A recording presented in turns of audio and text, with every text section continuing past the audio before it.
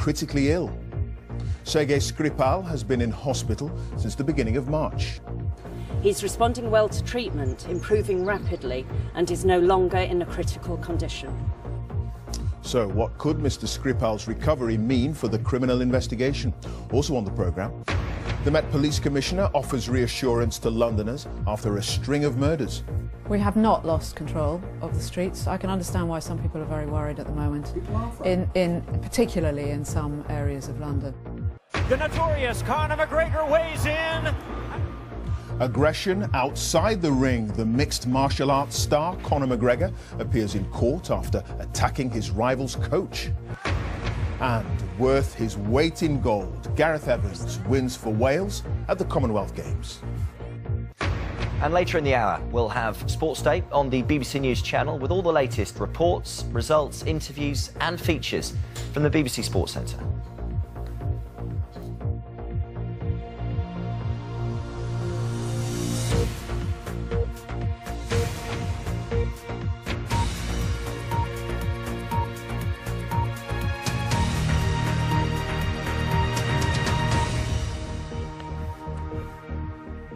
Good evening and welcome to the BBC News at 6. The former Russian agent Sergei Skripal is no longer in a critical condition and is responding well to treatment. He's been recovering at Salisbury District Hospital after being poisoned with a nerve agent at the beginning of March.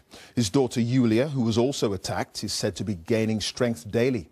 Britain says Russia is behind the poisonings, but Moscow has denied any involvement. Well, our Home Affairs correspondent Leila Nathu is at Salisbury District Hospital for us this evening. Leila.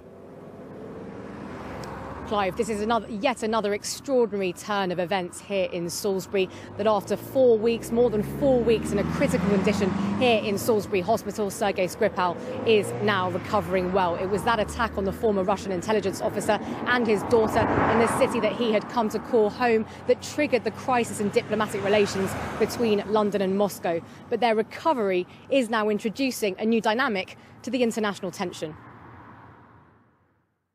They were targeted with a chemical weapon. Sergei Skripal and his daughter Yulia were hospitalised more than a month ago after being exposed to a nerve agent, a toxic chemical designed to shut down the human body.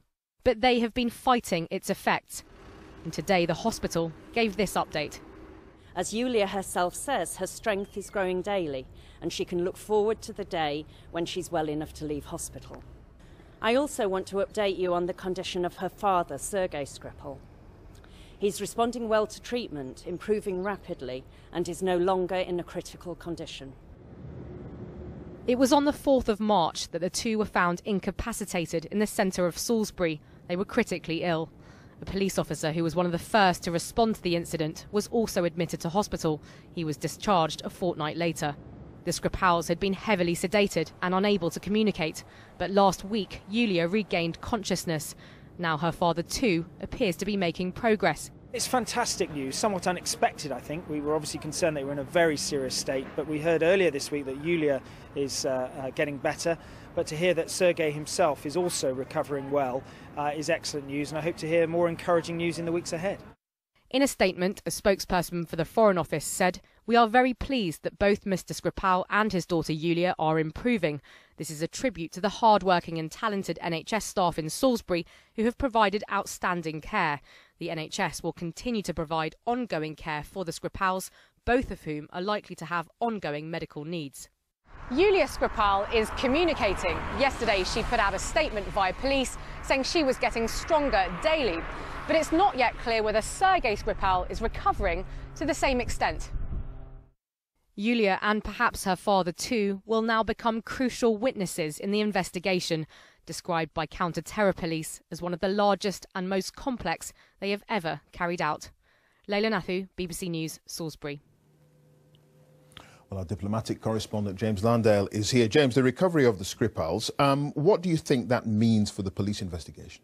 Well, it means that the investigation now has two key witnesses that it didn't have before, potentially. who will be able to shed more light on what exactly happened on that day that the attack took place, but also any other wider context that might help the investigation. So I think it'll have a hugely significant impact on the investigation. But I think also it will open the door to more speculation, more alternative theories, suggesting perhaps that Russia wasn't responsible for this attack, as the British government says is highly likely. Because there will be people who say, well, we were told these people were going to be dying and now we're told they're recovering. Remember, the first reaction Vladimir Putin gave to this attack was to say, well, look, if this was genuine Soviet-era nerve agent, the Skripals would have died instantly. And news tonight of a Skripal relative back in Russia. Yeah, Victoria Skripal, a relative, was hoping to come to Britain to visit her relatives. But we've now learned that the British government has turned down their visa, a visa for her. Ostensibly, the immigration, the Home Office says that her application didn't comply with the usual immigration rules. But it was pretty clear the British government realised that she was going to be used by the Russian state to try to get access to the Skripals. And so they said, no, we think she was a pawn of the Kremlin. We won't give this visa. OK, James, thank you. James Landell there. Now, the former South African President Jacob Zuma has appeared in court on corruption charges. He was forced out of office in February, accused of fraud, racketeering and money laundering, but he denies any wrongdoing. Our Southern Africa correspondent Andrew Harding has more. Roads sealed off and a show of force here in Durban for a moment South Africa has been contemplating for decades. Jacob Zuma in court. Mr. Zuma, Andrew Harding, BBC, can I ask you how you're feeling? South Africa's former president has been fighting off corruption allegations for years, but he was pushed out of office in February, and this morning, yesterday's man took his seat in the dock. My lord, the accused come to this court today by way of summons. Beside him, a representative of a French arms company accused of paying Zuma huge bribes in the 1990s.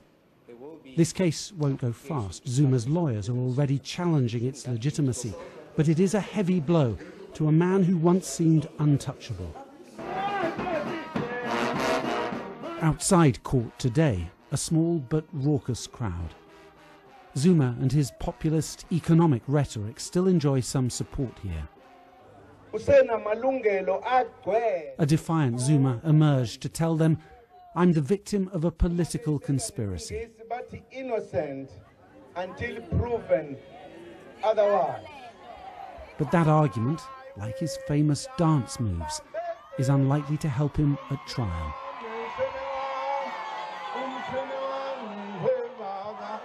This is a hugely important, symbolic moment for South Africa. On a continent where so many powerful men enjoy impunity, this country is showing that no one, not even a former president, is above the law. Andrew Harding, BBC News, outside Durban's High Court. A 16-year-old boy is among at least 6 people killed during protests on Gaza's border with Israel. Troops opened fire on the protesters attempting to breach the frontier fence. Last week, hundreds of Palestinians were injured and more than a dozen killed in the bloodiest day of violence since the war in Gaza 4 years ago. The head of the Metropolitan Police has insisted the force hasn't lost control of London's streets. Following a string of murders in the capital, Commissioner Cressida Dick said this wasn't a time for blame, but for working together, although she did say her officers were stretched. Our Home editor, Mark Easton, has a story. More than 50 killings in the capital since the beginning of the year, a catalogue of tragedy that has shone a spotlight on the work of the Metropolitan Police and its Commissioner, Cressida Dick. Almost exactly a year after taking the helm at Scotland Yard, she has found herself having to respond to a wave of public anxiety and anger. Commissioner, have you lost control of the streets of London? We have not lost control of the streets. I can understand why some people are very worried at the moment. People are frightened. Particularly in some areas of London. We've had some ghastly homicides, as you know, particularly in the last few days, including those of really young people. That is bound to be very frightening. People are scared stiff out there. What can you say to reassure them?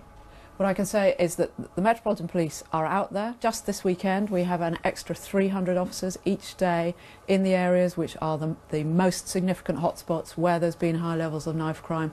But they are above and beyond all the other officers, those who are working in covert roles, those who are on patrol, those who are in the neighbourhoods, the people who are saving lives every day, arresting people, taking weapons off the streets, targeting the most violent, and doing everything they can to bear down on street violence. Have you, though, got enough resources? Have you got enough police officers? Every police chief would always want more officers and more resources, of course. It's my job to make the case for more and also to make the best use of what we've got. Well, do you think that the awful, tragic spike in homicides that we've seen this year is down to cuts in police budgets? No, I don't. I think that our job is stretched, but the causes of knife crime, the causes of violent crime, are very complex and long-running. This is something I talked about from the day I arrived as one of my highest priorities. I'm really sorry these people have lost their lives. I don't say they've lost their lives because we've suffered cuts, but of course I need to make the best use of my officers. I need to get as many people as I can out on the streets. That's what we're doing this weekend. That's what we'll be doing in the weeks to come. You talk about priorities. What about the priority of infiltrating the gangs, of getting that intelligence that means that you're one step ahead? Now, these are challenging offences to investigate, but of course you will probably have noticed that we nearly always arrest people, we nearly always charge people. We have a fantastic homicide investigation capability. Of the 5 tragic cases this week, we have arrested already in all but 1.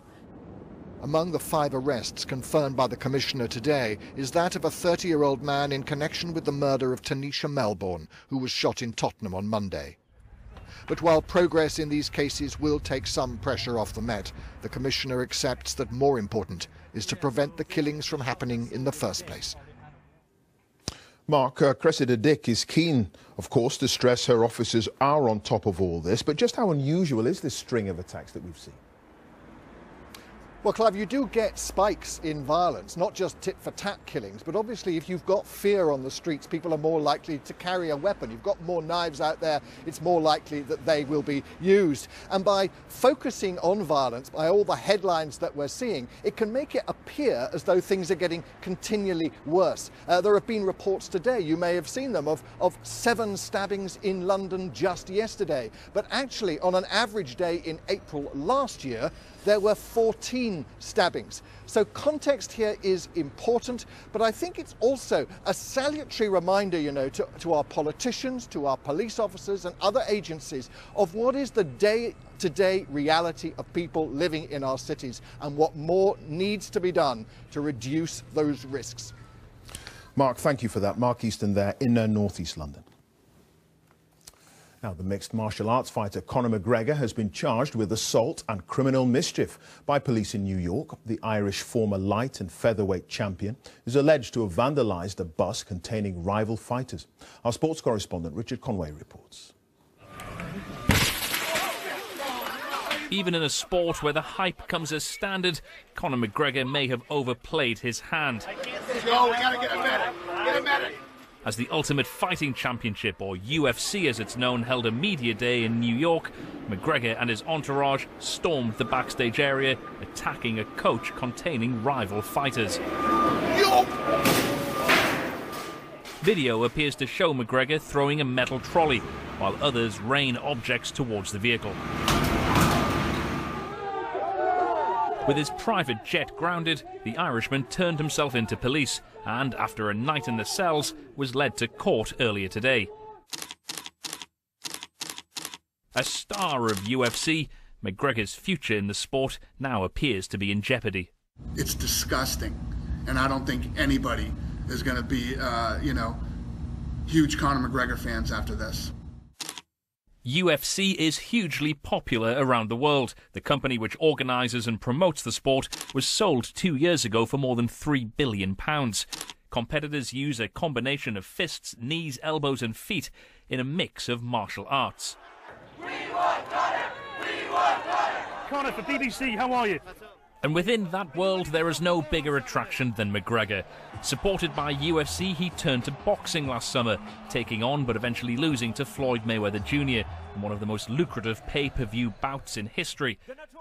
As a master showman, he revels in creating a circus, causing controversy, and being outspoken. All publicity is said to be good publicity, especially for a man who has forged a career as a flamboyant outsider. But any criminal conviction could yet see Conor McGregor lose his right to work in America. Richard Conway, BBC News. It's just shy of 6:15. Our top story.